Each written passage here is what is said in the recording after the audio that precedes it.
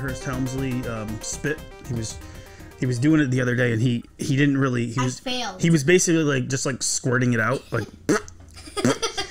And I'm like, you gotta purse those lips. You gotta really purse them down. And then yesterday, you gotta keep them shut while you're spitting. You gotta just learn how to do it. And then yesterday, he's in the bath. He's like, "Daddy, look, I did it."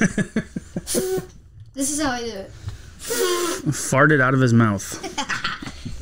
It's a water fart.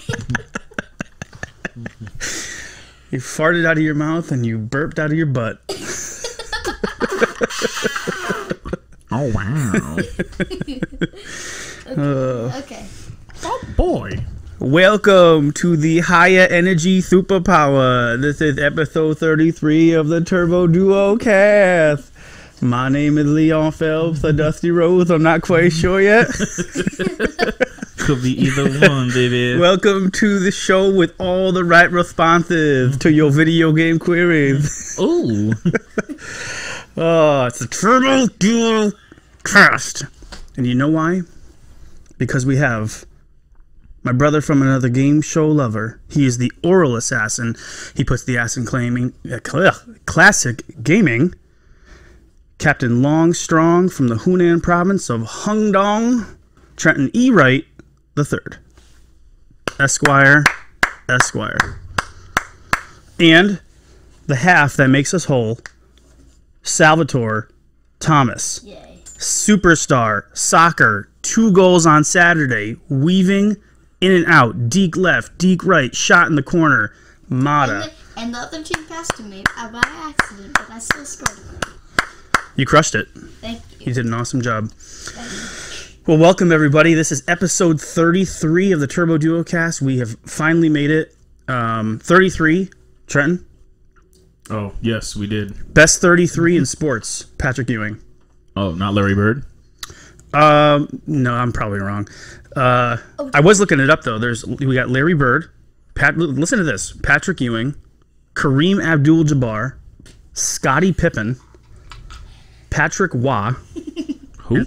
The goalie for the Colorado Avalanche. Oh, of course, yeah. I think in the Quebec Nordiques as well. Can you? He can't smash it down today, guys, because we have tape that has firmly affixed this pedestal so that it won't fall over. Oh, no. We had to use packing tape because we needed a real thick gauge to make sure that it stays in place with the heavy microphone. What were you gonna say? Can you guys give me luck for my next game, which is tomorrow, and my team? Yes. We hope we have a good game and We win. and hopefully we get the W. The WB. I don't know. I probably would say Kareem Abdul-Jabbar. It's got to be The best 33? Gotta be. I don't know any of these people. Just agree. Just nod your head and agree. Yeah. So by the title that you guys are seeing, this is going to be our first comparison video in a long time, Trent. It's actually going to be the first. You remember the last comparison that we actually did in terms of a versus? If I had to guess, You should have done your homework. Was it Ken Griffey in World Series? No, that was earlier. Oh, That was like a couple podcasts earlier. It was Eternal Champions versus KI. oh, Killer Instinct. Right, Yep. right. Yep, that was the last time we did we've done a couple like this game and that game, but we haven't actually done like a full on versus Yeah. type of a deal. Versus. Right. So this will be fun. So this is, we're doing Ex Mutants versus X-Men, which most people probably don't know about Ex Mutants. Even people who are video game people might not necessarily know about this game because it was, didn't get really a huge reception. I had trouble even finding reviews for this game. So Yeah, well. there wasn't a whole lot of backing behind it. It was another one of those, we need to get games out. It's 1992 and we need to push product because we got Nintendo breathing down our necks. Push it out, baby. So, but it'll be interesting to see because I think, the instinct would be to say, X-Men, definitely X-Men's the better game, had more push, it had more behind it, probably more resources. So it'd be interesting just to kind of go through this and do a little comparison. Why are we doing Ex Mutants versus X-Men?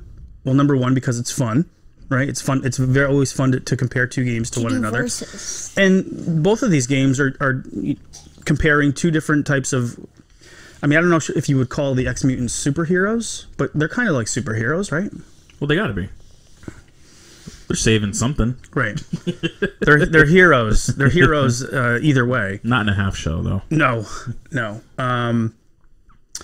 But yeah, so you got the X-Men, Ex Mutants. Obviously, there's that comparison, but they also came out around the same time, and they have similar gameplay. Both are action platformers, and one more action than other, I guess. I know the X-Men are more buffer than the What was that? Ex-Mutants. you're probably right about that. What do you say? Oh, more buffer? They're buffer, yeah. Wolverine They're more swole. Wolverine has abs, muscles, Don't slam the table. and quads. And what? Quads. Quads.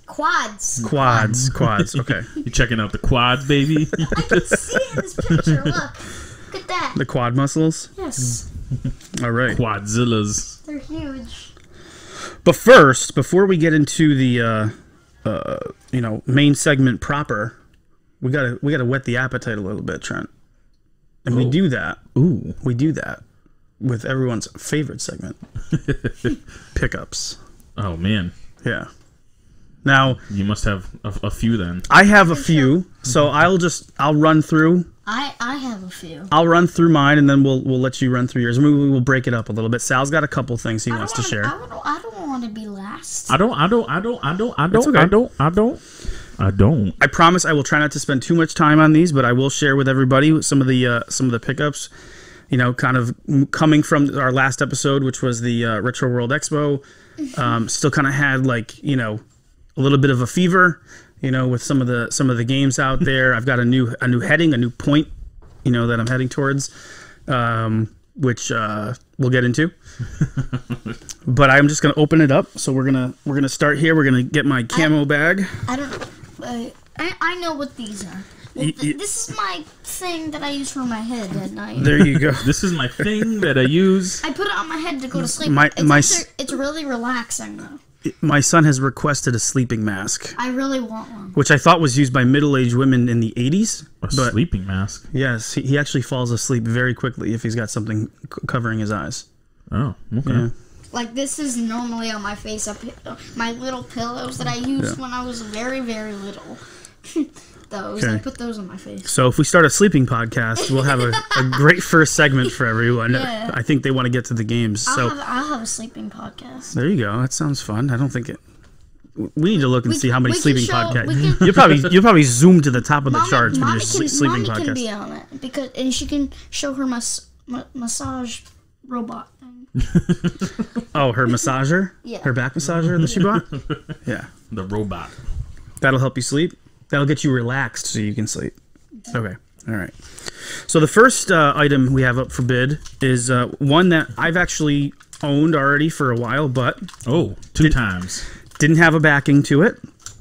So I found a listing on the eBays that had a backing. With the disc. So I have 2 copies of the game. I need to get rid of one now, but I do have a complete copy now. This is a game that I bought from our good friend of the show, Samurai Sam, at one of the Congos, one of our little mini expos that we have at the local video game establishment a number of years ago, and finally was able to complete it, and that is Pop Full Mail. Oh. So we finally have heavy. Yeah, we finally have the official backing. And an interesting story about this. So when this came in the mail, it was completely flat. The sides had not been creased.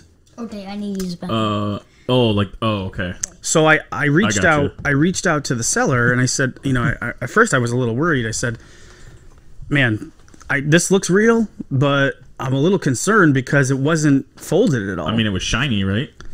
Very shiny. Looked practically brand new.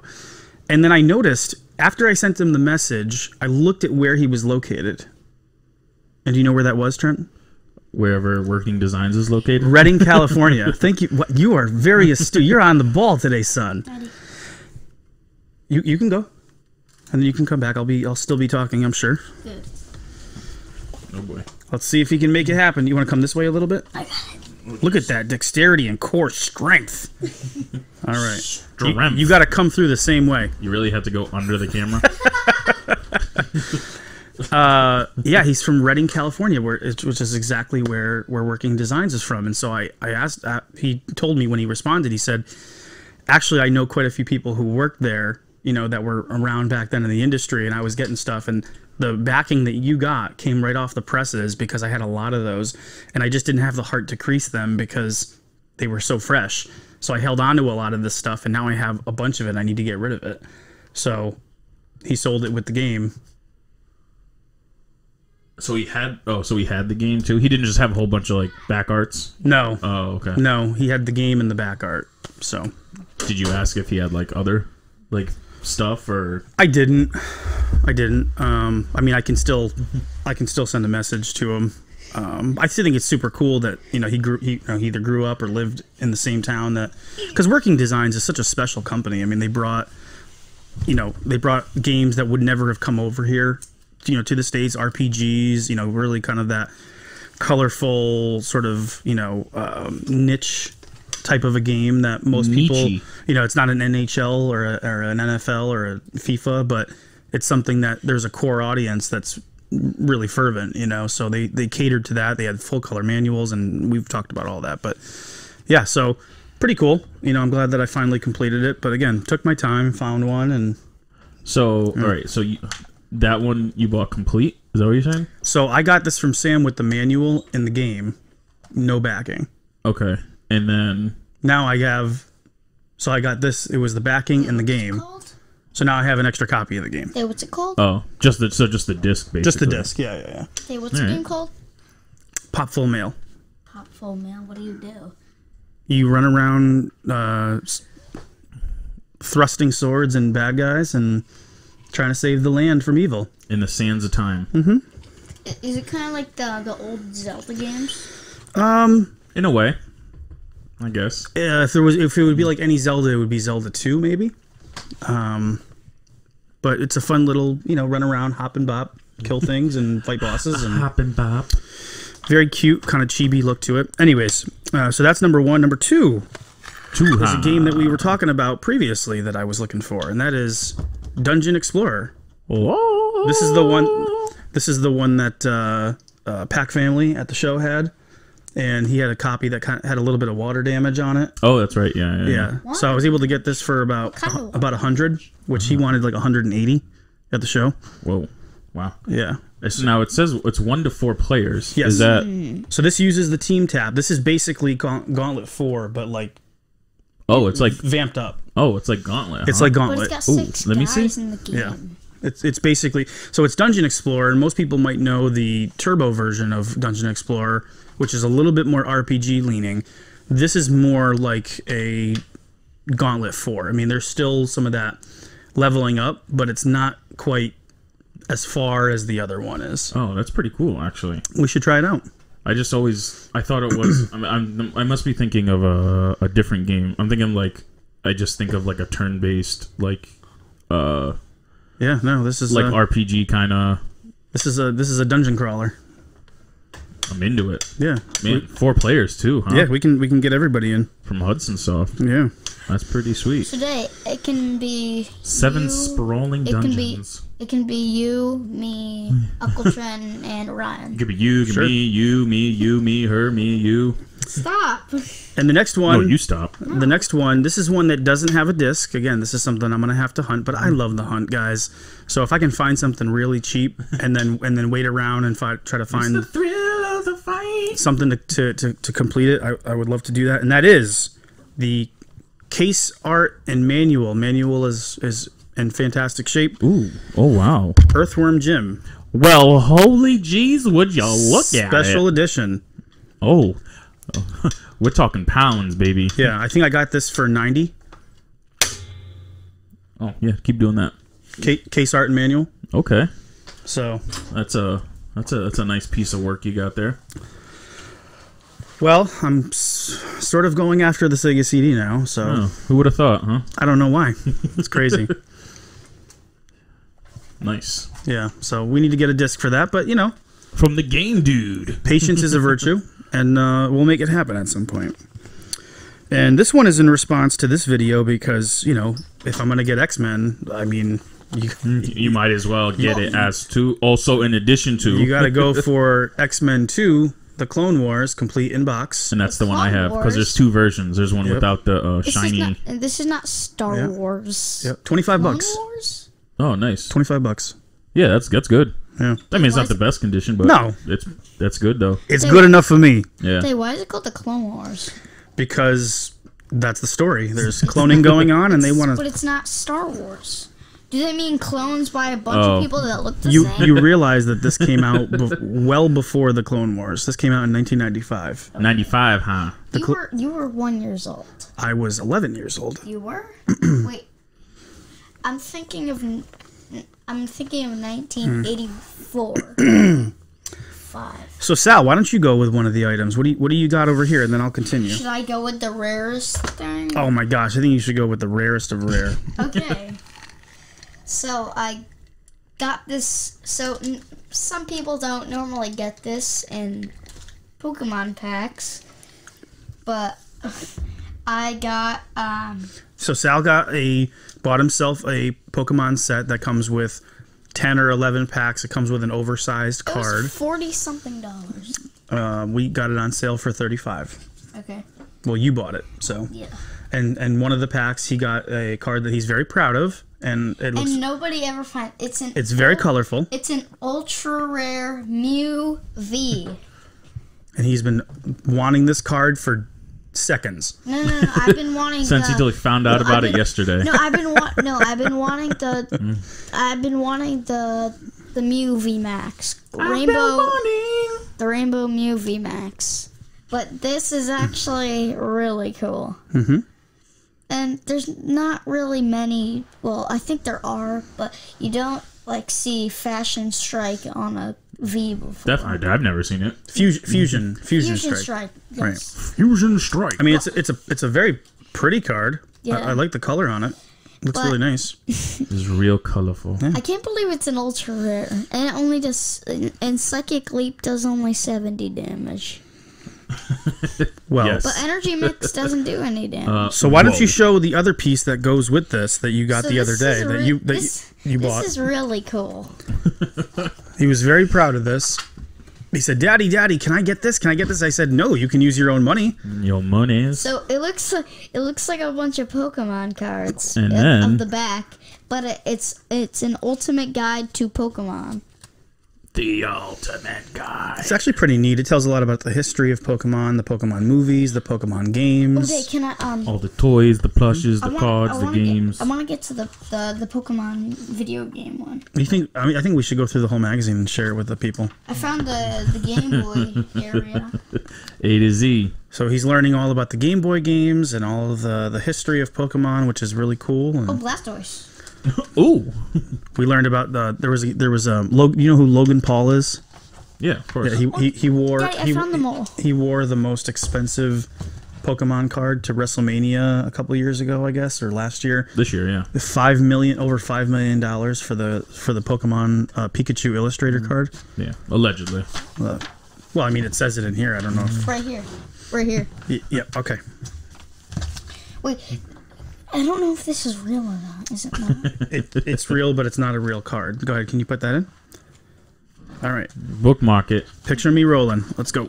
No, keep it on top. I don't want them to see. Oh, you don't want them to see that one. Okay.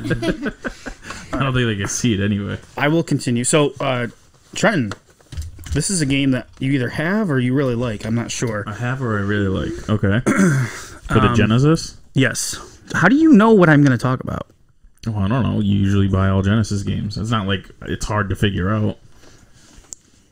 Could be like a Game Boy game. When's the last time you ever bought a Game Boy game? Could be Virtual Boy. Oh, the system you don't have. Could be that. All right. It's one I have, and then I like. Okay. What do you have that you like? I was over at our watering hole, video game watering hole. And the money pit, right? And so there was a choice game that they had, and I said, you know what? I've not really seen this, and it was complete for the Genesis. And I like to shoot things, and I like dinosaurs. Oh, you got dinosaurs for hire? So we got dinosaurs for hire. Oh, wow! The Sega Genesis. I only have the cart, I believe. Oh, okay. I got it at the retro. I love that art in the front. I think I got it like the Retro World Expo. It was like one of the last games the guy had in like a bin. A bin, okay. For like I don't know, maybe $10 maybe. Dinosaurs It's gone up in price now. Oh well. Like, if you go on eBay, it's like $100. Complete. Yeah. Well, yeah. T-Rex looks like the Hulk. But it's weird. It kind of like oscillates up and down. Like it's just the market is a little weird on it. Yeah. So I haven't played it, so I don't know if it's. Well, we got great. a lot of games to play. I don't know. There's too many. A lot of games. So we'll see what we can do. We will play 2. We'll probably just play Doom on Jaguar. And fight for life. All right, I'll do this one, and then I've got one more. So is a secret. It's a mystery. so here's, and I think I've talked about this, guys. But one thing that you can do if you're you can piece them together. You just gotta wait. No, this is not a piecemeal piece nugget. You get home from work. Okay. Right. You're getting home. Mm-hmm. You've had a long day. You want to just cozy up. You got, House Party 3 on the TV. House Party 3? Yeah. House Party. Excuse me. I'm sorry. House Party 4 on the TV. That didn't make it better. That's the point. I don't even think there is a House Party 4. All right. Sorry. House Party 5 is on the TV, starring the junior versions of the guys in 1. The Wayans brothers' sons. Yeah, White Chicks 5 is on TV, and you're maybe snacking on a little something. It's nice and quiet. There's nothing really going around. You pull up eBay. You pull up whatever system. Let's say is your choice, and just do newly listed, and just start scrolling from wherever the top is, because there's new listings that are brand new. So I do that one evening. I did it. Immediately this popped up, and it was for much less than it normally goes for. So somebody just had it. It was a bid or buy it now, and so I bought now because it was so much lower than it was like 40% lower than what it normally goes for. Okay, and this is another, and that is Samurai Showdown. Oh, Dipset on the Sega CD. Let me point out. That's supposed to be like the best one that's not on the Neo Geo. So we will plug it in or definitely gotta try that one, because I've wanted to play that one. So Samurai Showdown down. Now you just need Fatal Fury for the Sega CD. That one I actually do want. That one goes for a much prettier penny though. You got to get a real shiny penny for that one. Yeah, you gotta get those rupees. Yeah, ruples. What are you doing? It's my head thing. So I'm.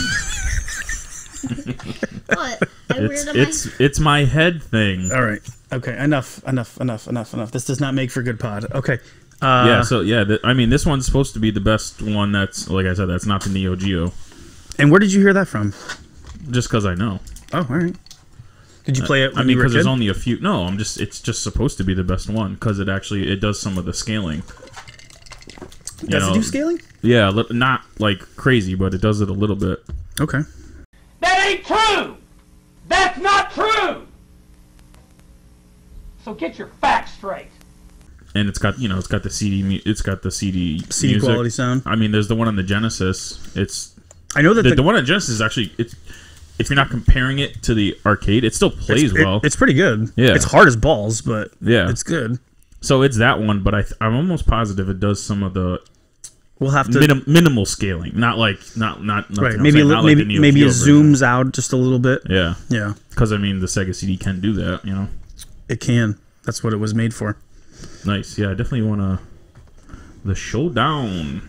Yeah. So nice. These are solid pieces, my friend. I only have one. Well, we still got one to go, and it might be a Jaguar game, but probably not. Who? I don't have a Jaguar game, so I don't know what you're talking about. All right, do you want to do yours, and then we'll do Sal's? I don't even want to do it, no. Because I don't really have anything to say. Okay.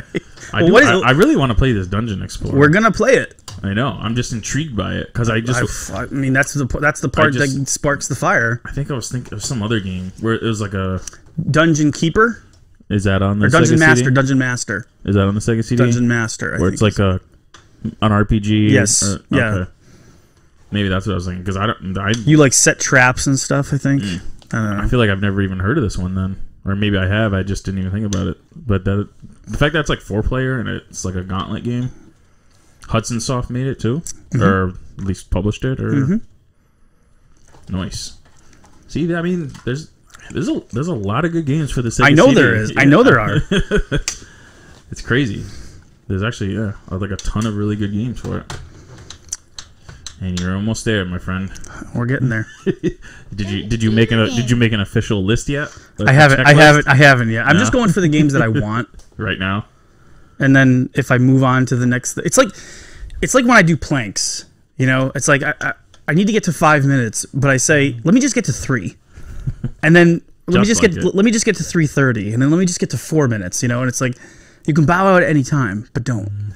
Keep it going. Bow wow. You can keep it going. Bow wow. Wow wow. Wow wow. Well, what is the game? I'm just curious. Oh, I literally just got it yesterday just because it's Trog for Nintendo.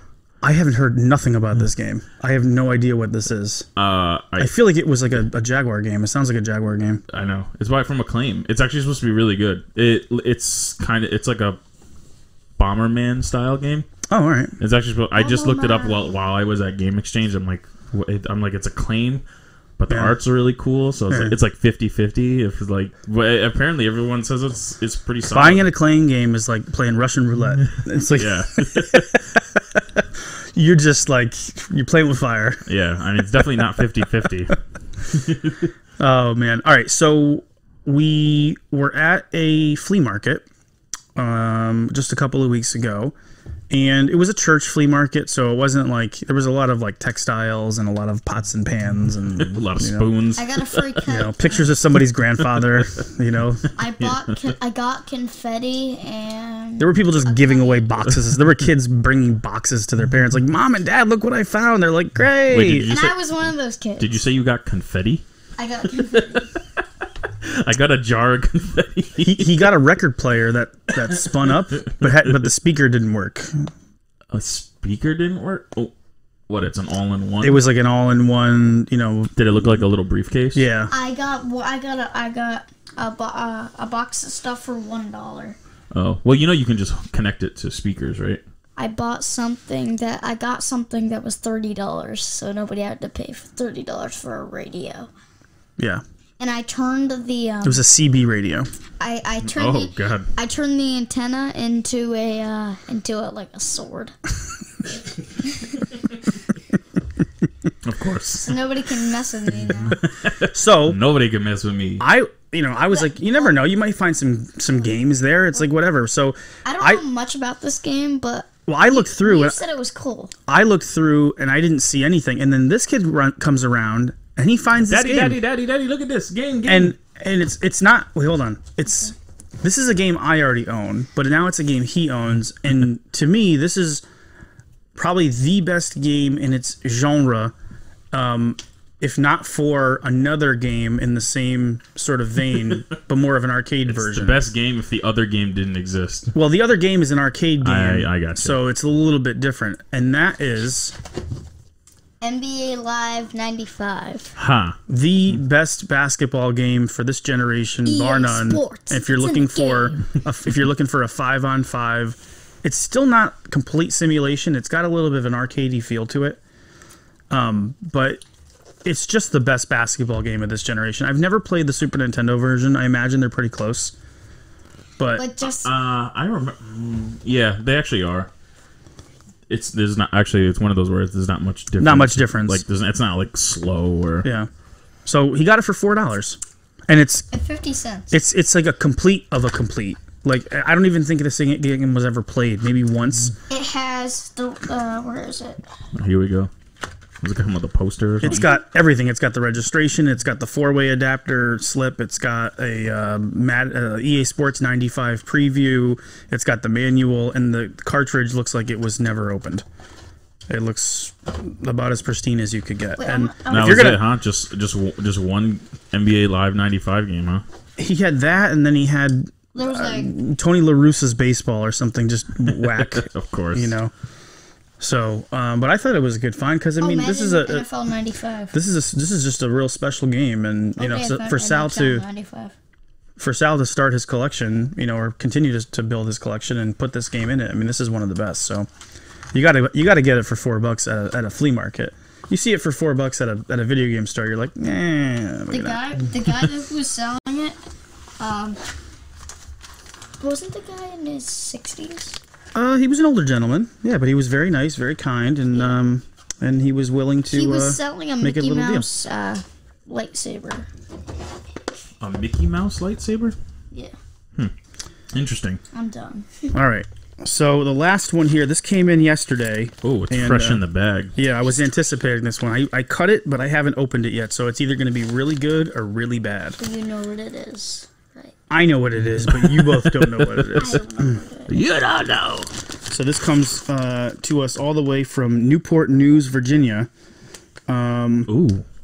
And I'm not going to say the last name, but Mr. Brian, really appreciate you. Thank you so much for Mr. Brian working with. This was a Mercari purchase, okay. and made a deal. Was Sega CD game. we'll open it. So that's a yes. All right. We'll see what it is. I could find almost no copies of this game on eBay, and everyone is going for. Buku bucks, as they say. Yeah, it's pretty wild. You need People all the want gold money, coins in Mario. Oh, look, there's a card in here. Let me Oh! read it. No, I will read it. Thank you very much. Stop. I want to read it. Maybe I will there's. read it. Hopefully, there's nothing derogatory in there. Why can't I read it? So wait a minute. It says it's a card that says "You're the best," which is actually my saying. I say that about everybody. You're the best. So I'm better than you, and you know it. I can read it. yeah, and just thanking me for the purchase. This has to be a big purchase. Yeah. Tropical Trooper. Oh, appreciate you guys. Thank you so much for hooking us up with this. So, This has to be a heaping helping if you get a thank you card in it. well, I told them that I was going to be talking about it on the show. So This is paying my mortgage this month. make all the noise, please. Oh boy. You're making noise too. I am. It's. I can definitely hear it in my ears. Oh, there you go. So it's definitely a Sega CD game. I already know that. Look at that. Went from 0 to like 30. I can't help it. I'm so excited right now. I'm trying to think. I mean, it can't be Snatcher. What other like really expensive Sega CD game is it that you would want? Flying Squadron. No, it's Mad Dog McCree. Not shooting. Try another one. It's a Lodestar. It's a sealed copy of Lodestar. Oh, it's Scottie Pippins. What other like really expensive Sega CD games are there? Hold on. It's Fatal Fury.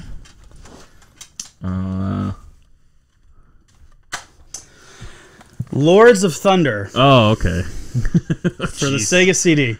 That is also a pretty penny. It has really shiny pennies. And it's Many. a shiny copy. This is a very, very pristine copy. Thank you guys so much. Lords of Thunder. I'll stick to my TurboGrafx mini version. I'm good, thank you. Just a fantastic copy of an amazing game, and I'm so excited to plug this in and play it. The soundtrack rocks. I'm a shooter guy. This is a great game that I love on the TurboGrafx, but of course, any chance you have to get a Sega version of a game, because it's understandable. Dungeon Explorer, Lords of Thunder, these are turbo games essentially, but now these are the supersized versions because they're on the Sega CD. I mean, although a lot of people like the turbo version of Lords of Thunder, they prefer it. They think it's a little bit better. Better as in like graphically, the color palette is a little bit more expounded because there's more colors from the turbo, and that the soundtrack is a little bit less muffled. Like it sounds a little bit more muffly apparently on the Sega CD, but it doesn't look as good in the box. Look at that art. Look at that art. Yeah. This art definitely looks better. Like to display that as opposed to display the TurboGrafx version, which is just a little jewel case. Yeah, it's a little jewel case. Unless you get it with the big case, but I don't know how you could even find that. So. Yeah. Wow, that is a heavy a Hudson Soft joint, huh? Yeah. Slapping them all up, huh? I don't know what happened. There's a trust somewhere that's supporting me. You know, yeah. Spend the money today, make more tomorrow, as they say. That's what they say. As our good friend Cody Rhodes once said. Yeah. Or like Jay Leno said in those old Doritos commercials, "Eat up, we'll make more." I don't know why you would remember that. Jay Leno in a Doritos commercial. I think it was Jay Leno in a Doritos commercial. I can't even argue against it because I have no idea. We'll have to look it up later. And Lords of Thunder, Dungeon Explorer, Samurai Showdown, and Earthworm Jim. Well, it's not the game. Well, it might as well be. Yeah. Oh, don't forget oh, yeah. And the backing for Popple Mail. Oh, yeah. No big deal. No big deal. No big deal at all. Just another average week. No. Madonna me. All right. Well, let's get into the next segment, which we'll try not to go as long with this one. But why even bother? That's it. Podcast over. We're going to get into our modern retro moment, also known as our "It's Still Real to Me, Damn It" moment. Do we have to? I just want to talk about something real quick about the market. So, in my quest of doing all of this, right, something became very apparent to me, both looking online and also going to the store, and that is that the bubble is popping on the video game market. That's what you say. The bubble is popping, and part of that has to do with the economy. And people are selling off their sets. They're selling off their collections, which is horrible and awful. And you know what's going on right now is not fun, but it's having a direct impact on the video game market. I went to Retro Games Plus, and you should have seen the storeroom, Trent. It was filled. Oh, you mean like people trading in stuff? They've had so many trade-ins because they have people that are just trying to get money to pay their rent. You know, they're selling off their sets and they got to pay bills, and so it's flooding the market, and it's a supply and demand issue. So they're not even they're just getting cash. Is that what they're getting cash? That's what Ryan said. And you know, it's like there's only so much that can go around when you have that much supply. Yeah, you know what I mean. So it's directly impacting it. A lot of these games I was able to get for 40%, sometimes 50% cheaper than what they go for or what they were selling for. Some of them, yeah. Dungeon Explorer I got for 100. Samurai Showdown I got for 100. Earthworm Jim, the case and manual, which the manual has everything in it, was I think 95 or 90. I don't even know what the complete copy. It's like 500. Of course. Why wouldn't it be? So, you know, it's just that's what's happening to the market right now. X-Men 2 I got for 25. Yeah. Normally that goes for like $50. Yeah.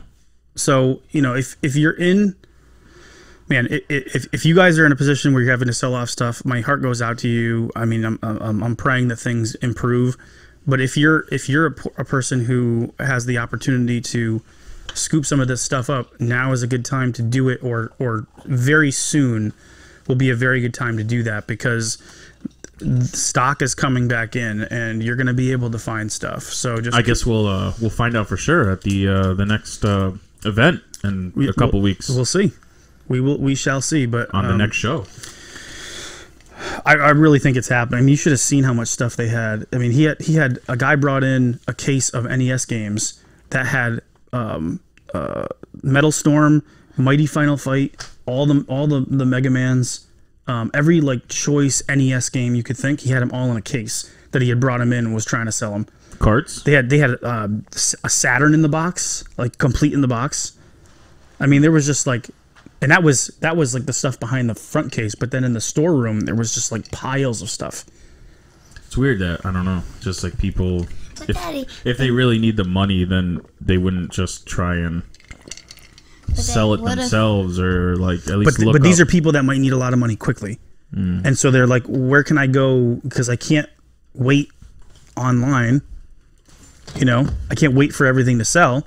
No, I know. And that's the part that, like, just not everyone's informed, I guess, is that, you know, not everyone's informed. But you think they would be if someone had Mighty Final Fight and like games like that, they obviously are a collector. You know, if they had like a whole bin of like the choice games, right? But if rent is due on the 1st, and you're sitting here on the 15th, and you're like, I got to get money fast so I can be able to pay my that's the part that I don't even like to talk about because it just breaks my heart. But at the same time, you know, you got to do what you got to do, and because obviously when you get cash from a place like that, you get even less. You get even less, but you're getting it all at once. So if you have a bunch, I'm saying like in terms of just trading it in for like store credit, so you're gonna get even. But now there's a rush on those stores because it's like, well, I got to get my stuff there fast because the value is only going to go down and down the more people bring it. So then it creates this rush where it's like everybody's trying to get in to sell their stuff. Yeah, but I feel like those like harder to get games, it probably won't affect those. Like how many people are bringing in Mighty Final Fight on the NES? It depends on the game. You know, but I think as a whole on the market, you're going to start to see some of this stuff. You're going to start to see some of this stuff come down because I mean, that'd be great. I mean, but think about it though. The people that are selling this stuff are you know, really choice collectors, but how many people on the other side are going to be looking for that stuff? Right? It's probably a limited market as well. So I know. So, you know, I've seen, you know, on eBay when you have you know, just 2 or 3 more units to buyers, the price can just shift like that. It can just completely, you know, invert because there's just a little bit more supply than buyers. A little bit. You know, and some of these markets for some of these games are so volatile because there is a limited amount of people that are looking for them. You know, and then there's a time value where people can wait so long before they drop the price, and that eventually leads to, you know, lower prices for the people who are looking for them.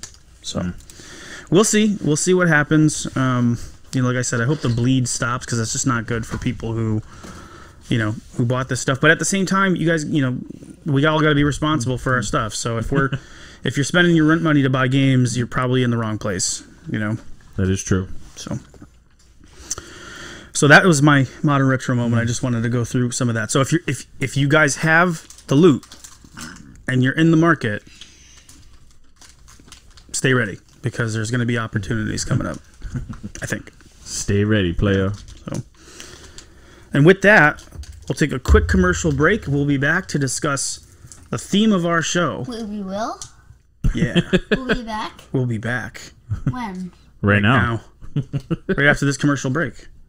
There's going to be Trolls or Teletubbies or Teddy Ruxpin. We're doing it's going to be Scuba Gear. Scuba Gear. No, SpongeBob or Teletubbies. Yeah. We'll be right back after a word from our sponsor. Stay tuned. After these messages, we'll be right back. Hear the sound. Razor-sharp adamantium claws make when they extract their revenge.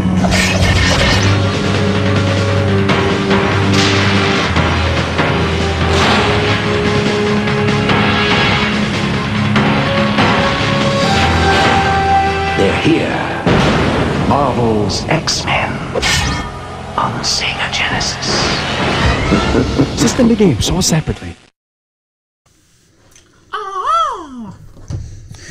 Well, we're back, and thank you guys for hanging with us. Hopefully you enjoyed that word from our sponsor. It is time to get into the discussion of the primordial battle of Ex Mutants versus X-Men. Of the Nether Realm. All the realms. The 9th realm. So let's start here with a little expose.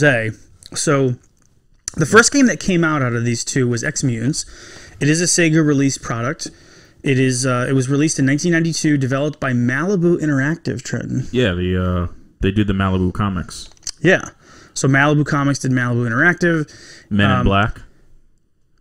Oh, really? That was one of them? Yeah, they did the comic, and that's what spurred the movie that's from. awesome. Well, then they made Ultraverse Prime. Hey, don't hate. It's not. I mean, it's not amazing. Well, here's the thing: it's not finished. That's the problem. Oh, the game? Yeah. When they released it, it wasn't finished? It wasn't finished. Oh, really? They didn't have enough time to finish it. Or else what were they going to do? The rumor and innuendo was that they would have done 2-player. They would have done 2-player.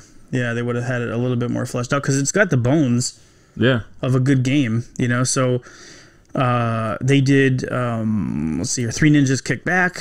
They did. That makes sense because that was the. There's that double pack. It's Three Ninjas. Microcosm. No, I have the Microcosm. Ultraverse Prime and Microcosm. But there's the Three Ninjas. I think it's Three Ninjas and Hook. Yeah, together. There's like that double pack. Oh, that's actually on here. Yeah. They did NBA Action 94 from Sega. That's for the Sega CD, right? Oh no, because there's that. Let me see. I think it's pull like it up. There's the Genesis version. No, there's that Sega CD. There's a basketball game on Sega CD that's crazy expensive. It's like NBA something. Is it Sports Illustrated or ESPN? I think it's neither one of those actually. I can't remember the name of it. It's like a Hang Time something. That's just it's like a crazy expensive. NBA Hang Time. NBA Hang Time 95. Is it Hang Time? 95? Yeah. Okay. Yeah. They did Tecmo Super Hockey, like just some random Riddick Bowe boxing. Well, you know. They did Thomas the Tank Engine and Friends for Sega Genesis. There's a Thomas the Tank Engine game on the Genesis? Yeah, I have the one for Super Nintendo. It's pretty good. Really? Well, I mean, you know, for kids, but still, really? Well. Yeah. They did Trent. They did Cliffhanger. Hey, you know what? Wait, did they do? I've never had a seizure while playing a game the way that I had when I was playing Cliffhanger. That game sucked me into a portal of death that, if it wasn't for my wife, I wouldn't have come out of. I turned into a demon. I remember. I think that video is still on my Instagram when we were playing it and when you were freaking out at the apartment. The condo. The condo. Yeah. It's like do jump. Why does the avalanche segment have to be so long? It's like 10 minutes. You can't beat it. Anyways, I mean, people have beaten it, but you know what I think mean. we did at like once. I think we got to the next like, area. Oh my god, I beat it. It's another segment. Why? They did Batman Returns on the Genesis and on the Sega CD, so they did those driving segments. Oh, they only did the driving. Well, they did both because that game's bad on the Genesis. But the driving segments are good though. And that's on the Sega CD. We're gonna do all driving. Yeah. Well, you know. Well, you can select that if you want, which is what I would do. What do you mean? No, on the Sega CD you can select just the driving segments only. I thought that's all it is. No, it has both. Oh, my. But you can choose. You can choose to just play. Oh, am I thinking of the Batman and Robin? Or the There's is it the Adventures of Batman? The Adventures of Batman. That's and Robin. when it's all driving. I believe so. Yeah, that's all right. That's what I'm thinking of. That'll be the next game I get. So it's set on a post World War III Earth. People have been mutated, and you have to play as either Shannon or Dan Aykroyd. I think it's Duke Nukem with an axe. Pretty much, that's what he looks like. Yeah. With Gambit's, his like colors. Well, his trench coat. Yeah. They're part of an elite team with knowledge of how to reverse the mutations. You battle against the forces of the Eagle Sluggo. Yeah. In order to rescue the other members of your team and save the human race. And Captain Insano. Yeah. And then on the flip side, we have X-Men, which was released in 1993, developed by Western Technologies Incorporated. This is a 1 or 2 player action platforming game. Wait, is it 2-player? It is simultaneous. Sal and I played together. Oh, you did? Mm-hmm. Oh, wow. Yep. I only played by myself.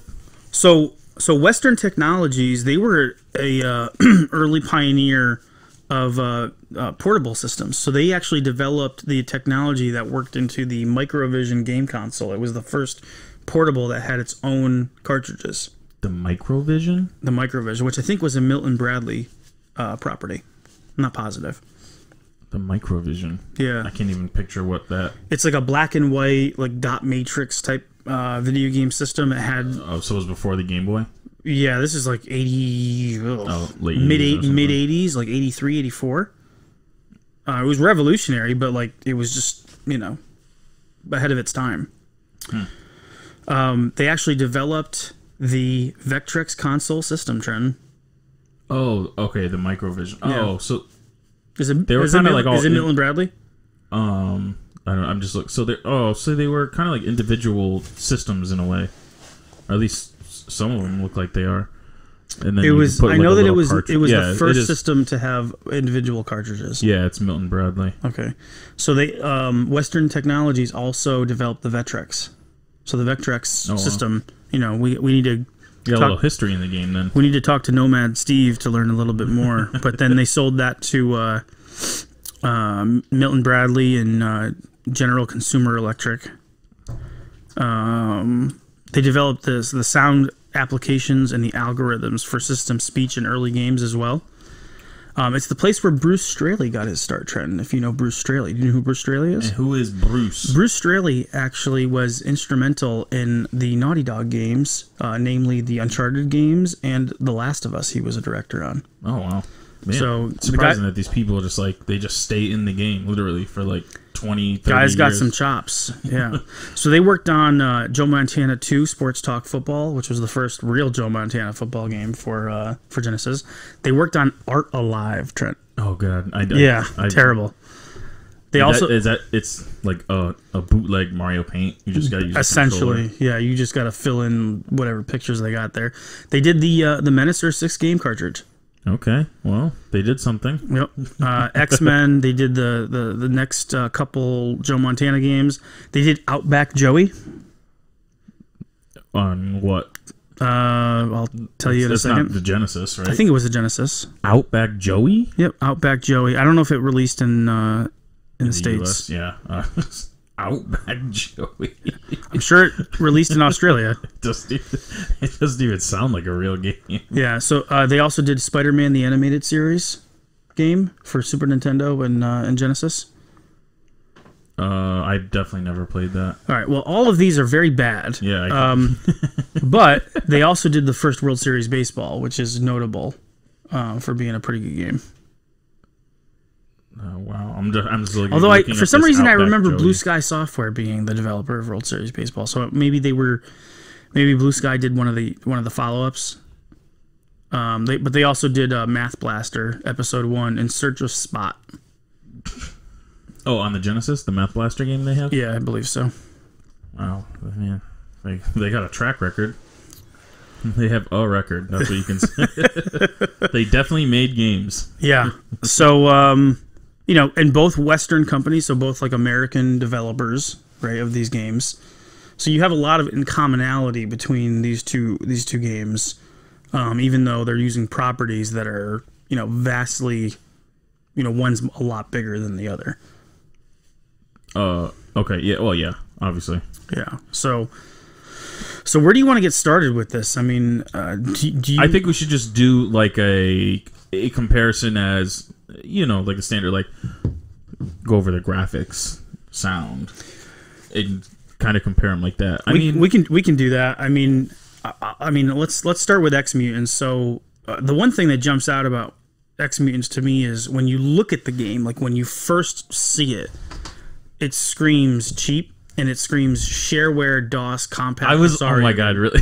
I was literally going to say that. Were you? Because I had originally, actually, that was like one of the first games I had on the Genesis. But really, yeah, back in the day, yeah, it was weird. I don't because I don't know how it's with a lot of the games on like Nintendo and Genesis and SNES back then is like I haven't like a lot of those like really random games like Sunset Riders. Like I don't remember, this is like I don't remember knowing like why is it that I own Streets of Rage as a kid?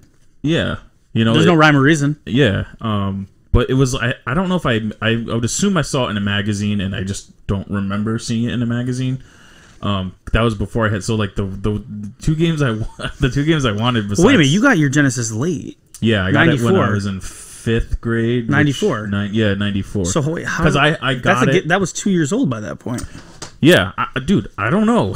That's what I'm saying. Was it? I don't know why I got it. Discount rack? Was it maybe like a 1999 game? I must have got it at Funcoland. Because when I got my I forget about that. When I got my Genesis, I'm trying to think of what I got with it. It was the Sonic 2 one, but for some reason the two games I wanted was the Pigskin Foot Brawl because I remember seeing that in the magazine. On what planet would you want Jerry Glanville's pigskin football? Did you think it was when you're a 9, more arcadey version of football that was like an NBA Jam? Yeah, because I was like, oh, you could fight and like you could like chop their heads off. Mutant League football would have been the better choice. What the hell were you thinking? I mean, if you're looking I'm joking. You didn't know it was. If you're looking in a magazine, like graphically, it looked pretty cool. You know, you're like Vikings playing football, and you can like hit each other. Well, now you got that game for Jaguar. Yeah, brutal sports football. But for some reason, I wanted that and Ex Mutants, and I can only assume that I saw it in a magazine. Did you get Jerry Glanville's pigskin football? No, the last one I got it is when we went to the Retro Game Con in New York a couple of years ago. 27 years later, you finally made it happen. All your dreams came. As I always say, I'm a late bloomer. False. You know, took a long time to spend that $10. But yeah, Ex Mutants was one of the games, and I either got it at Funcoland or I got it from like Stop and Shop Video. Like it was a game they had when they were like they would sell games. Mm-hmm. I can't remember where I got it, but and I don't remember playing it that much either. And then until a couple years ago, I ended up buying it again, complete, and then kind of played it. I think we played it. I think I brought it over like when I first got it a few years ago. We played it, and then I played it recently when I got it in a larger set of games, and so I played it a little bit at that point in time. Just kind of got a feel of it, and I had a bunch of them, so I didn't really stick with it because I had other games that I wanted to play. Yeah, it's not memorable, but I have that connection to it is because. But we're comparing it. Yeah, I know. To X-Men, right? I know, I understand, but they're both not amazing, like amazing games, you know. Different versions of amazing. Different versions, that's all how you define amazing. Different versions of not amazing. So graphically speaking, you agreed that the game is sort of. Yeah, because I went on a tangent because it was funny because when you said when I was playing it before, I was like, yeah, this definitely reminds me of like a shareware of Hocus Pocus on a 1 out of 1,000 free games. Cannon Fodder is one of them. Well, yeah, because I remember going to the Christmas tree store and they would have a whole rack. Oh, I know of that those, that like, rack. Shareware games. It was right in like the middle back a little bit. Yeah, there was just like, and they were just like over like to the right of where the seasonal decorations would go. Yeah, it's for some reason it kind of reminds me of like that original like Duke Nukem. The original Duke Nukem, yeah. Like the side-scrolling. Well, Hocus Pocus is the same engine. So I don't even know Hocus Pocus. It's Duke Nukem, but with little pink fireballs that you fire out. Oh, really? And a guy with a little cap. And then I think he had a cap. It's not even like a similar game, but there was a game that I had, or one of those shareware games, which was called Prince of Destiny. But here's the thing: I love Hocus Pocus. Right. I mean, but anyway, but it was funny about that is when I got that game, I think it was on like the huge floppy disk, like the floppy disk. 5 1/4. And the computer we had didn't have that, so I remember I gave it to my dad and he converted it to a 3.5. Yeah, and then we put it on that, and it was actually like a fun game. I just remember playing that a lot. It was very, very simple. Duke game. Nukem or which one? Oh no, this Prince of Destiny game. Oh, okay. Yeah, and if for some reason like when I was playing Ex Mutants, my mind went to that game. I was like, it's definitely like that, a bootleg of a bootleg game. Like, I mean, Do you want to talk about X-Men's graphics now? Well, I didn't. Do you want to go through X-Men or Ex Mutants?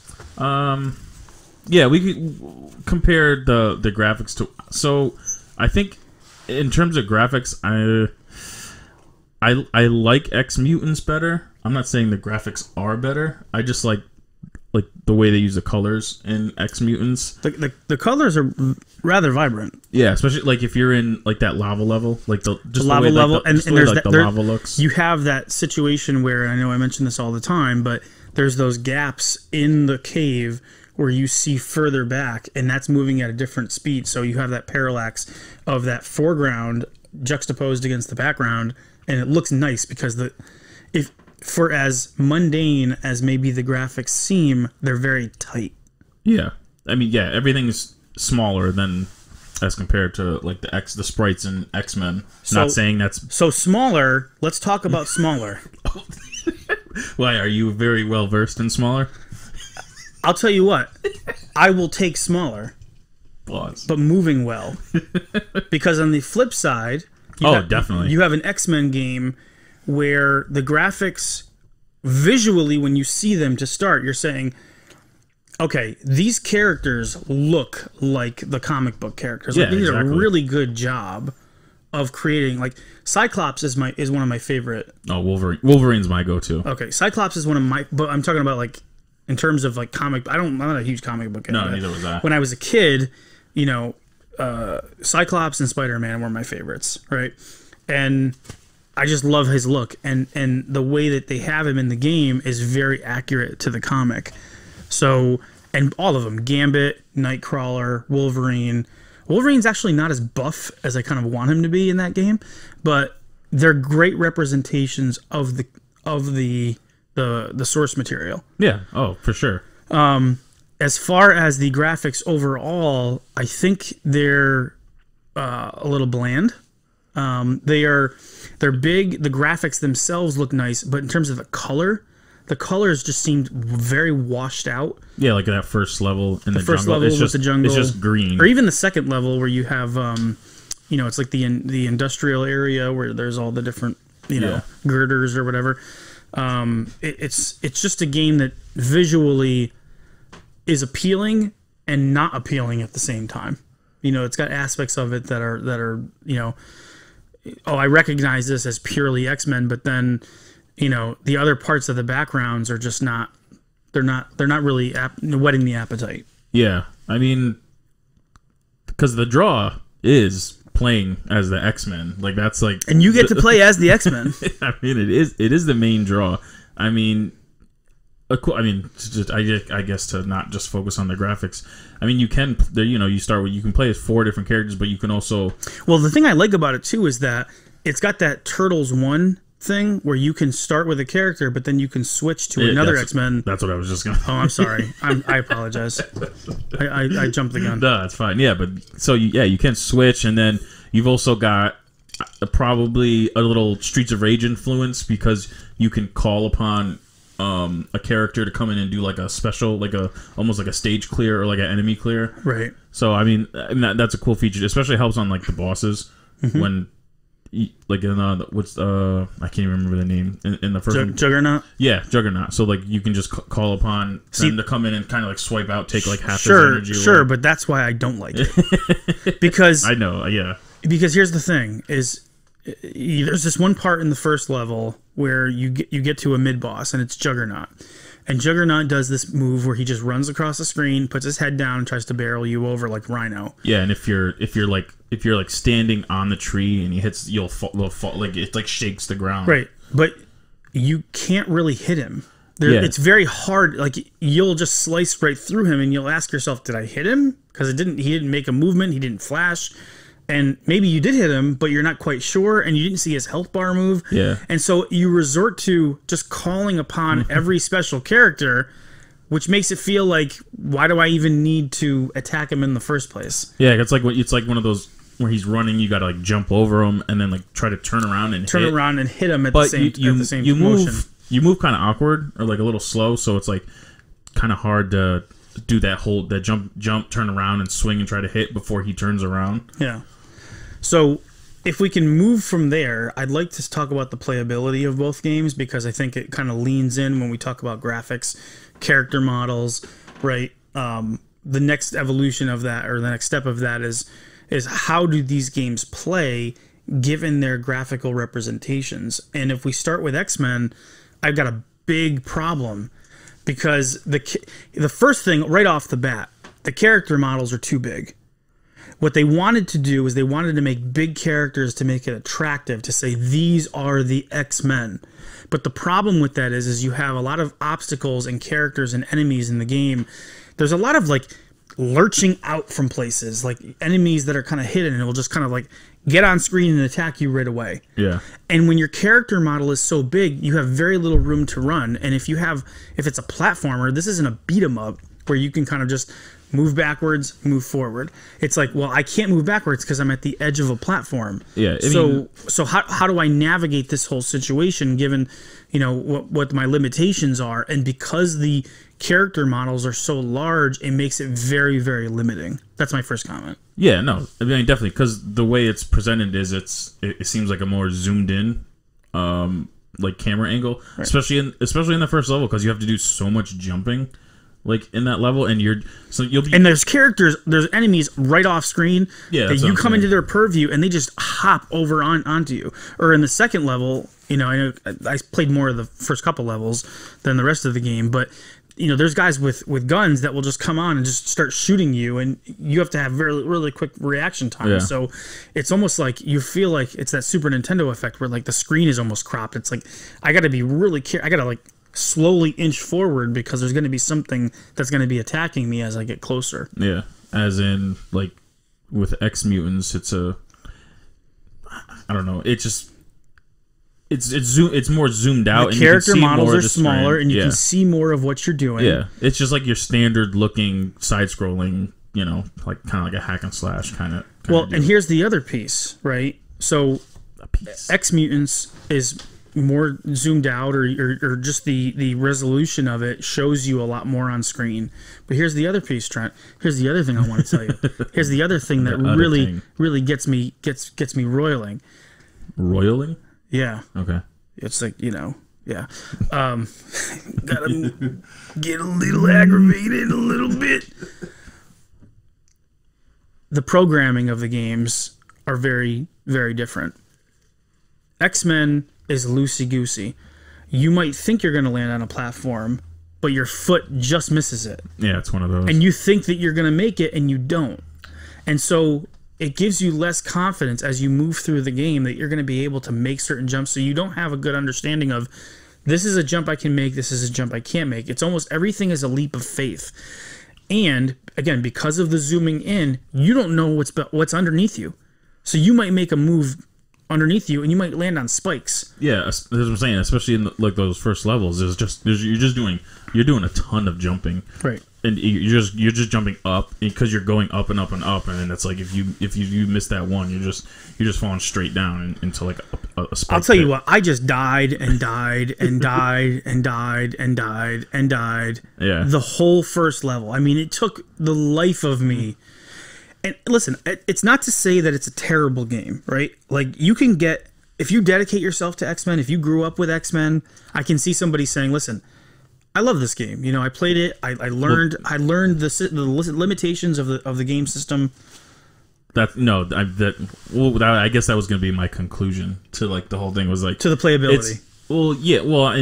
Just the game in general. It's like it's one of those games. If like a lot of Jaguar games, how I say it's like because I love the Jaguar, I'm able to dismiss some of the faults of a lot of games and be like, "Oh, it's a good game," but it's really not. And that's kind of how with like X-Men is. It's like if you love X-Men, you had the game as a kid, you're probably it's that influence that's you're gonna just forget about whatever is bad about it and just be like, "Oh my god, this is great," Right. So it's one of those games. If you stick with it and you start to learn the limitations, you might enjoy it. But I think they could have done a lot better, and I'm excited to try X-Men 2 because I'm hearing that game it's supposed to be way better. Fixed a lot of the problems. Excuse me. And just it took what was good about the first X-Men and kept it, but it made every part that wasn't as good. It just it revamped it to where now it was like, it was the X-Men game that everybody was looking for. What I almost would like to do is do a comparison, even though they're not equal, of like X-Men 2 versus like War of the Gems. The Super Nintendo on Super Nintendo. I have not War of the Gems. I have the other Mutant Apocalypse. Okay. Which is a Capcom game. Okay. Well, I don't know. Do you know when that came out? Because War of the Gems was a 95 or a 96 game. That was a later release. I remember the ad. It said "Flex some 16-bit muscle." Oh, really? And it had War of the Gems on there. Yeah, I don't know if they play. I think the Mutant Apocalypse and that one play similar. It's like I think it's more of like a beat 'em up style. Okay. I know that War of the Gems and X-Men 2 are revered as some of the best because you guys got to understand before 1995, most X-Men and Spider-Man properties were trash. Were brutal. They were awful. I mean, especially those LJN, like the ones on Super Nintendo. Nintendo. How did Acclaim and LJN keep getting licenses to make these games? They made like the Spider-Man X-Men game, right? There was a Silver Surfer game. There was the Spider-Man animated series on Nintendo. There was a Silver Surfer. Right. They got it was like LJN and Acclaim got all those like big licenses. The Wolverine game. That was LJN or it was one of those. I think it was Acclaim on the NES. And again, there was a Wolverine on the Genesis too. Right. I don't know who made that one though. I mean, we're talking about 5 out of 10. All these games, like. I'll give a grade at the end for X-Men, but the playability of it was really disappointing for me because I thought they could have done such a better job, and it feels like, again, it almost feels like it was rushed. Like they wanted to get it out, they wanted to get this game out, and they had competition from Nintendo, and it was like, guys, we need to get this out for, I don't know if it was the holiday season or what it was. It was early actually. It was early '93 that it came out. That was like the height of like X-Men. I feel like the comic 92 the arcade game comes out and everybody's freaking out about that because of the 3 or 4 screens. Yeah, I think it was huge. Yeah, the thing was madness. I mean, that's a whole nother discussion, but I think the sprites were too big. That affected the playability, and also the programming of it wasn't accurate. So you're not quite sure if you're going to land on something or hit something. And that affects your confidence in your ability to move through the game. On top of the fact that it's a little convoluted, like you get into some of these later levels and it's like you got to move here to go there to get this to go back, and it's just it's a little bit obtuse where you're not quite sure where you have to move or go. Well, because this was a game that I never played back in the day. I remember a few people like talking about having X-Men, but the first time I played it was like last week. And I had played X-Men back in the day. I don't know if this is a Joe Napolitano joint or if this is a Patrick Musin joint. A Musin production. I don't know if this was a Musin production. But one of my friends back in the day had this game. I feel like it was Joe Napolitano because he owned a bunch of terrible games. Like he got Joe Montana when we all had Madden, and then I think he might have gotten X-Men. He just, he had Hardball when everyone else had World Series. Exactly. When everybody else had Sports Talk Baseball. Yeah. When I say everybody else, I mean myself. But yeah, so just like last week, the first time I played it, like even then, the first time I booted it up. And when you're like in that control room, and then I'm like, where do I go? I'm like, what is going on? Like I'm just walking, and then all you got to go to the control room in the top. And then like all of a sudden, just the game starts. Right. Like either you can go to the control room, or it just times out, or it just kind of just starts. I didn't know. I'm just like going. I'm just jumping around. I'm like, what am I supposed? And then all of a sudden, just go. You're just in the jungle. I'm like, wait, what? I'm just like, what just happened here? Yeah. So on the flip side, we've got Ex Mutants. And so, Trenton, do you want to talk about the playability of Ex Mutants a little bit? It's weird because just actually like earlier, so I was looking up a few videos and like reviews on it, or just even looking at YouTube comments, and it was for I don't whatever. No, I was just looking to see what fun, like it's fun to hate on this game because it's so generic, and I get that. Yeah, so it's hyperbole. So I have hyperbole. On mine I have the influence because it was like one of the first games I had, and that's what I want to hear. That's why people come to the Turbo Duel podcast for. But it's I don't even have any memory playing it that much. But to hell with you then. But I actually I enjoy the game. It's not amazing. So it's like in each level you have to find like this like power cell. And like a lot of the complaints are, well, you don't have a map, so you don't really know where it is. But it's honestly not that hard to find. It's not like it's hidden in some like you got to break a wall, go down a ladder, and find this like random cell. It's like usually towards the end of the level. It's just in a box. And you know why it is easier to go through that and find it? It's easier because number one, you can see everything in front of you. Number one, number two, you're kind of clearing the rooms sort of like top to bottom. And so you're kind of hitting every area of the level. Yeah. So you almost run into it because it's like it's hard to miss it because there's a progression to that level that you're going through. Yeah, because I'd been through like the first 5 or 6 levels, and then I was reading some of those comments today that people were just like, well, I mean, the game would be a lot better if it had a map so you can figure out like where the power cell, and I'm like, and that never even crossed my mind when I was playing it. Like on that, I think it's the first or the second level, I got to the end because I didn't really remember that you had to get it, and then the screen pops up. It's like, oh, I need my power cell. Please go find it. And then it was like right there. It was like right at the end. But here's the thing: if that was X-Men, and you got to the end and it said, "I need my power cell," I'd be like, well, that's it. Here's what you would do. Here's what you do. You would go power off. You're like, well, I'm done with that game. Because it's not fun. I hate to say this, but it's not fun to traverse the levels. You're doing it because you feel like it's a means to an end. Whereas with Ex Mutants, and I know I'm sounding biased now, but I'm just telling you guys how I feel about it because I've played these games. With Ex Mutants, the gameplay's actually fun. Like, it's fun to jump from place to place, because you know what? The rules of the game are real. And if you jump and you get half of your foot on the platform, you land on the platform. And so the feedback loop makes sense, and you know the rules of the game, and it becomes fun because you can see everything out there plainly for you. You can see where the enemies and the obstacles are. The sprite interactions are tight and they make sense. It's not zoomed in where you can't see everything, so you have a nice lay of the land. This is a middling game in the best of ways. It's a game that it doesn't do anything flashy, but it gets what it needs to get right to be playable and for you to have fun while you're playing it.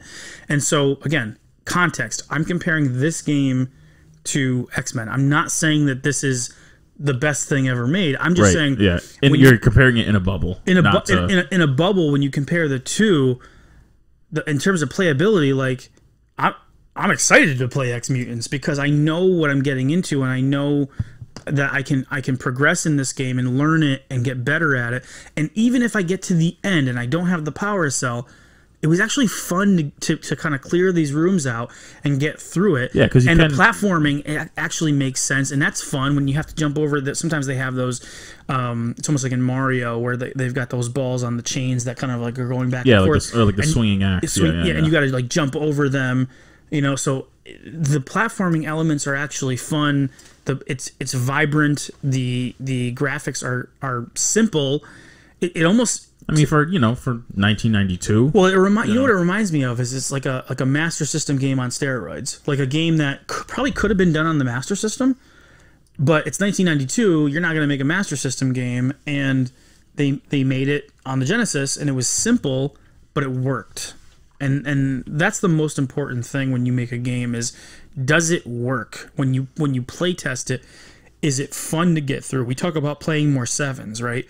And I don't know if this game is a 7. If I'm comparing it to X-Men, it's a 7. Mm-hmm. But it's a game that you can play. You can feel satisfied playing this game and saying, I had a good time playing it. I end up almost hating myself after I play X-Men because it's so frustrating, and I feel like I wasted my time. Yeah, like my time is valuable. Even, I mean, I feel like it just does everything better than X-Men. But even like the boss battles, they're not like even just like the Juggernaut one, it can be frustrating where you're just I was like, this is the mid boss and I'm getting frustrated. Yeah, you know you're just calling on all. But there's also no feedback that you're doing anything, right? You'd almost feel like you're not in control because you end up just calling the special characters in anyways. Yeah, just to try and clear them out. Yeah, he's not like blinking or you can see the damage. Right. It's just you have that bar on the bottom. But like in Ex Mutants, that first boss, I think it's the huge guy where he just stands on the platforms and like spins that axe. Like there's a pattern you can figure out really quick. I like patterns because that's how I can learn how to play it in advance. It's your typical like boss fight. He kind of teleports. There's like 3 little platforms and he'll like teleport to each one and he spins his axe in a pattern. So it's like as soon as he teleports, you got to jump and like whoosh, whoosh, whoosh, whoosh, hit him with the axe like 3 times. Get away, he'll spin, teleport to the next one, and it's like it's not too difficult. Where it's like you do feel accomplished. But you got to be patient, right? And you got to let it work its way through, and you feel accomplished. Play an RPG. Is there action in an RPG? Like in terms of like No, it's like a turn-based thing, but you just follow the steps. You know what you have to do to kill the bad guy. You do it, and you feel accomplished. It's the same thing in this game. So, when I'm comparing these two games, I just look at, even though the property is maybe a little bit more boring or mundane, in terms of the ability to actually convey the gameplay, they did a much better job with Ex Mutants than they did with X-Men. Here's the thing, the way I compare it. When I think about these games after the fact and like how I feel about them, I get this like feeling in my this pit in my stomach. When I think about X-Men, it's just like it ain't that serious. No, but it's like don't make me go back in, please. I don't want to do it. You know? I would never play X-Men again. And but it has potential. It was like, man, you guys were 50% of the way there. Right. I mean, and with Ex Mutants, I can go back and I play through up to like the 5th or 6th level. It's a game that after I beat it, maybe I won't play it again. Maybe not for a while. Yeah, it is one of those. I mean, I guess the X-Men one is kind of like that too. It's like one of those games where after you figure out like the patterns and where everything is, you can kind of like zip through like the first few levels. Mm-hmm. Well, it's just like think like Toy Story or Lion King, like some of those Disney properties where the first time you play them, you'll probably die after the first level, but you play them again, you get a little bit farther. You play it again, you get to the 5th level, and then by the 4th time you play it, you finally beat the game, right? And you feel like, oh my gosh, that was great. Like I talk about how the time length, like how they say like time to beat. Have you ever been to that site? Like, how long does it take to beat this game? Yeah. Well, yeah, it might be 45 minutes, but what is the length of time it took you to get to the point where you could beat it, right? So, you actually get some good hours out of these games if you just keep coming back to them and keep learning, keep getting better and better and better. And that's the feeling of satisfaction to know, hey, you know what? I'm coming back to this game. I'm getting a little bit farther, and it's satisfying for me to actually go through that exercise. All right. So now that we have the gameplay out of the way, which is very important. I just want to play 2 tracks. I was just gonna. Well, okay. I wanted to talk about the sound. Let's talk about it first, and then I'll play a couple of songs. Because the sound in X, I don't care what. It's not like I don't have an opinion. It's like if anyone says they like, I remember seeing some comments. So long, sucker. On a review for like X-Men, and people, oh my god, the sounds and like I just love it. I was like, what? The sound in X-Men is awful. I don't care what anyone. The would word say. That comes to mind is tinny. No, I know it sounds like they recorded it on a cassette player, and then they held up a microphone to the radio and then recorded it like how we used to record songs off the radio. So the first time I heard the sound from X-Men, I literally I felt like my ears were gonna bleed. It was that grating of a sound, and I was like, oh. Is that? Well, here's the thing. Both of these games use the Genesis sound driver, which is that burpy, farty, it's the sound generator that gives the Genesis its bad reputation. Well, yeah, if you make it bad, yeah. Well, yeah, because there's some Gems games that are good, but I go back to Golden Axe. Right, Streets of Rage. Like those games were not made with the Gems sound driver, and they are fantastic. So it's just like anything else: garbage in, garbage out. If you don't put the effort in, and you just phone it in, it's gonna tell in the end product. Having said that, I think the sound is a parallel with the gameplay of these two games. Oh yeah, for sure. It's not like Ex Mutants is. Sound and music, but like we said, compared to the X-Men, oh my god, it's amazing. Like it just even like when you take out an enemy or whatever, it's just like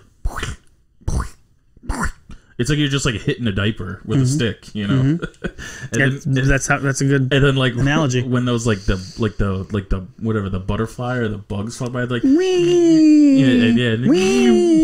like the bugs. That's another thing. You can't get out of the way of those things. They're constantly on your butt. Yeah, it's brutal. Like the first time you hear it, you're like, what is going on? I hate that we're talking so poorly about X-Men. I feel like if X-Men was a friend was a friend of mine, like I would have to never see him again. So I apologize. I mean, it is what it is, though. I mean, but we're telling you guys this as as your friends, as we're doing the research for you so that there's a reason why X-Men costs $15 complete. Yeah. And X-Men and Ex Mutants is $60. I don't know. Maybe it's not that much. No, I don't. Yeah, I don't think it's more than X-Men. It is. It's like double the price. So, but that's not a reflection. You can't say that's a reflection on the game. Correct. But here I think it holds water. Yeah, I mean, it is a lesser known game. Like I said, I'm not saying that Ex Mutants has amazing. It's average. The music. I mean, I can't even really remember the music. It's just kind of like background music. Nothing spectacular. But I do like the sound effects. There's some voice clips from. But X-Men is revered more than Ex Mutants is on average. It's revered because people have an attachment to because they're wearing X-Men colored glasses. Yeah, just how I don't usually let that cloud my judgment, but for Jaguar games I probably do. But like for wrestling games, we're not talking about Jaguar games, so you don't have to worry about that. But I'm like for wrestling games, I know if wrestling game's bad, I'm not gonna say like, well, I still like if it's bad, it's bad, right? Right. But did you have you were gonna compare two songs? I'm gonna do two of them. So the first one we're gonna do is Ex Mutants. This is one of the mid-tier levels, but this one sounded a little familiar to me, just in other games, and maybe you guys can pick it out too. But I'll play this one and see if you guys agree. So does it say the level it is? This is just an OST that has all of it in like one long loop. So it's one of the mid levels. Oh, okay. But I'll just play this, just like maybe a 30-second loop, and let you guys hear it, and then we'll talk about it. We'll play the X-Men one as well. Discuss. No, we don't want that. All right, here we go.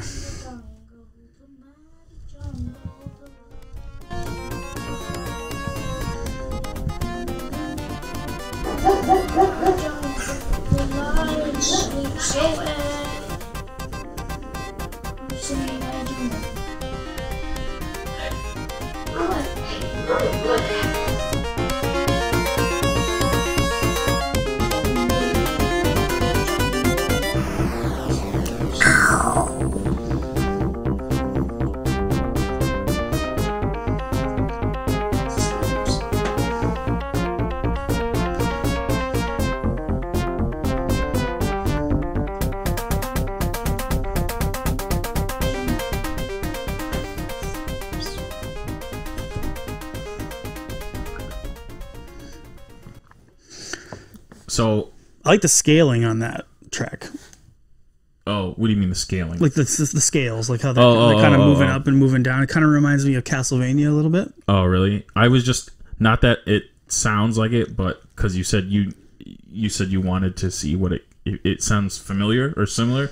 Yeah. It just like I don't know if it's from that. I felt like it was like a Golden Axe track, or it could be like a Golden Axe track. It could be, yeah. Yeah. I mean, that's a gems generated song, and I kind of like it. Yeah. No, it's not bad. It's not memorable, but it works in the game. Yeah. It's nothing you're gonna rip to your to your phone and to your iPod. You're gonna listen to. I mean, maybe if that's your prerogative, I wouldn't judge you, but it's a nice enough track that when you're playing the game, it's getting you in the mood for what you're doing. Yeah. So we can juxtapose that to X-Men, and I'm just gonna start right from the top because this to me is the most egregious, which is probably not fair, but it's just this is the hill that we're. But the thing is, again, none of the Ex Mutants tracks are like bad. So I mean, what are you going to compare? You can't pick and choose. It is what it is. So here we go. Here's the title card of X-Men. The first level. Yep.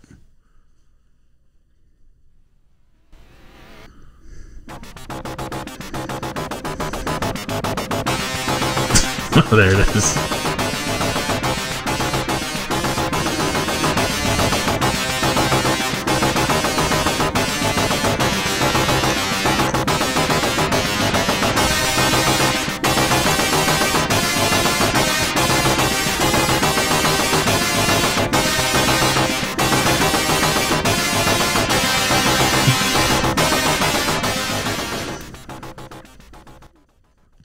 Now, if that was in Cyborg Justice, I'll give it a pass because it's Cyborg Justice.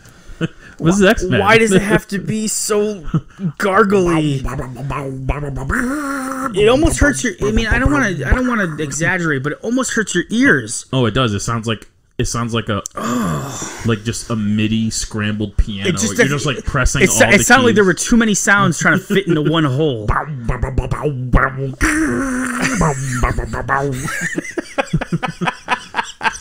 It's just not good. It is what it is. It's just not. Yeah, it's that super tinny twang.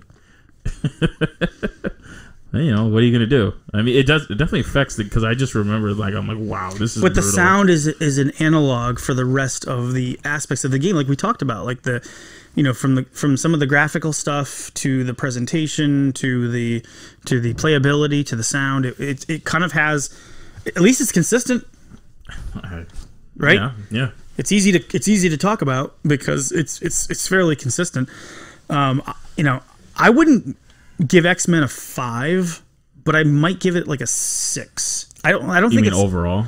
Yeah, I don't think it's quite a 7. Like we talk about play more 7s. I don't think this is a game that is a 7. I think it's, if you played this back in the day and you have fond feelings for it, you can probably get through it and enjoy yourself and have a good time. And I'm not going to fault you for that. Yeah, That's totally fine. I get it. Yeah, because I don't know how well it follows any of the, I don't know, the comic or the cartoon, if the levels are pulled from that. I think it's an original story about how Magneto takes hold of the simulation room and then kind of warps their like minds. Poisons it or something. Yeah, by kind of putting them through these simulations, and then Professor X has to help them or something, and it's just, you know, it might be an original story, which is pretty cool. I mean, it's a cool story. But in terms of the execution, I just don't think it was there. Yeah, it's one of those, if you're a fan of X-Men, I think you will enjoy it. If you've never played these games before, I would say save your money and play Ex Mutants. I think you're going to be frustrated by X-Men, and I think you're gonna probably do something. Yeah, I mean, that you regret. Ex Mutants is a lower 7, I think. Yeah, I think Ex Mutants is a 7, but it gets points for just execution, just executing on its playability. Like, playability is the most important thing. Oh, yeah. And so it gets that down. And again, understanding satisfaction is expectations realized. So no, satisfaction is the death of desire. For video games? No, for a Hatebreed.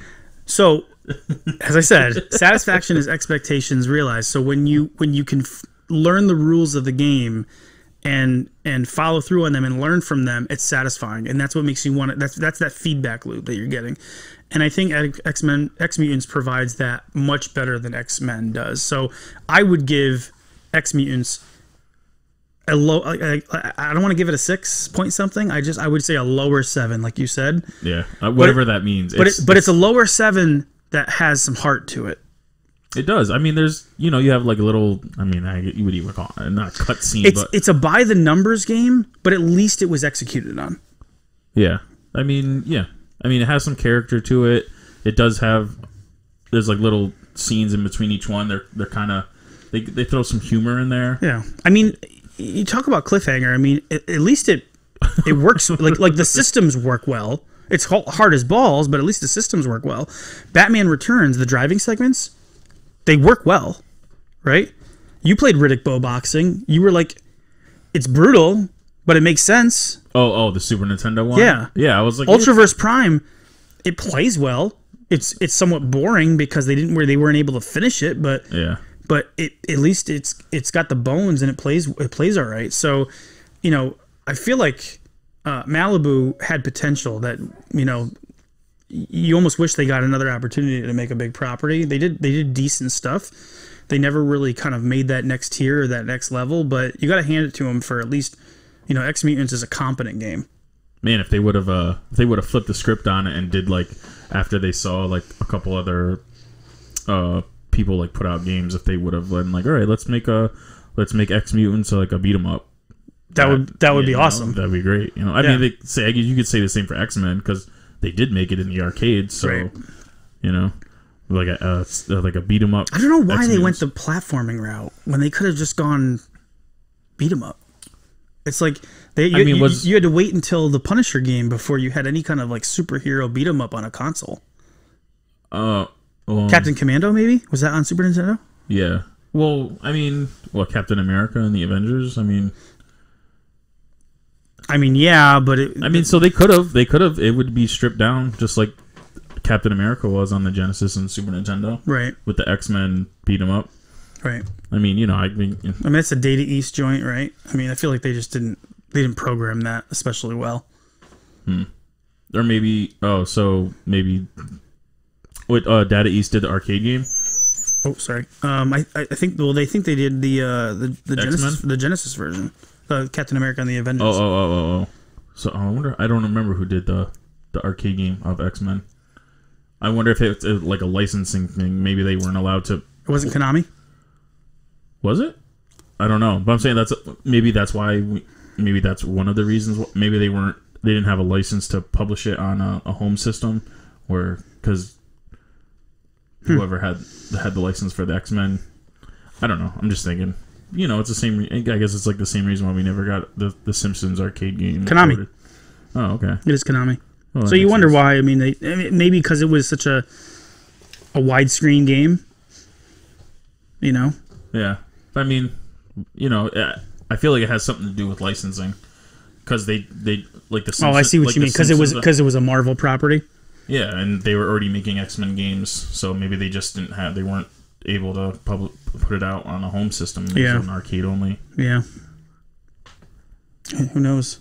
I don't know. Yeah, bottom line, if you had to pick between the two, Ex Mutants, you don't have to play it. Like, if you see it for $20, grab it. Complete? Yeah. I would think that's an all day. Is it worth 40, 50? Not really. Unless it's just one of those games you just want to add to your collection. Then it's got that Genesis black grid pattern. I know. Which is pretty cool. That always makes it. It's got to be like a 40 complete. I don't think it's crazy. This guy's got it complete with manual for $27.88. Oh, geez. Well, free shipping, I think. Oh, wow. So you're looking at $30, maybe? That would be awesome. Maybe it is a $20 complete game. I guess so. Yeah, $29 complete. This one sold. This one sold for $20 with shipping complete. It's definitely worth $25. It's definitely worth $25. I feel like this was going for way more before. Maybe it was just out in the zeitgeist. Yeah. Something. 40, 35. Maybe just one random copy. Tell you the market's going down, man. I'm telling you. Hey, we're basing it off of the Ex Mutants value. Oh, man. All right.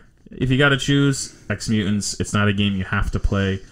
But if you're curious and you can find it fairly cheap, I would grab it. Yeah. Now I want to play X-Men 2. Oh, yeah. Have you played it? No, I never played it. All right. Well, we got a stack of games over here, so I know. We will get to one. Well, thank you guys for joining us again for episode 33. Like we said, we're on Instagram. Shoot us a message. Let us know if there's any games that you guys want to see. Having said that, we are going to be coming back, hopefully, to you in the next couple of weeks with, if we can head to Syracuse and the Retro Game Con up there, we'll have another review of another show. It'd be nice to kind of see that compared to Retro World Expo and what they've done, because we missed it last year, I think. I don't think they had it last year, right, as well? Or they did not have it last year? I don't think they did. They didn't? Okay. No. All right. So, we'll see. We'll see how that is, and then we'll be back before the end of the year, I'm sure, with another game review. At least a few more. Yeah. So with that, remember, everything good comes from above. Be safe, be happy, be healthy, and as always, keep it turbo. Above the Rim. Classic. It's a good movie.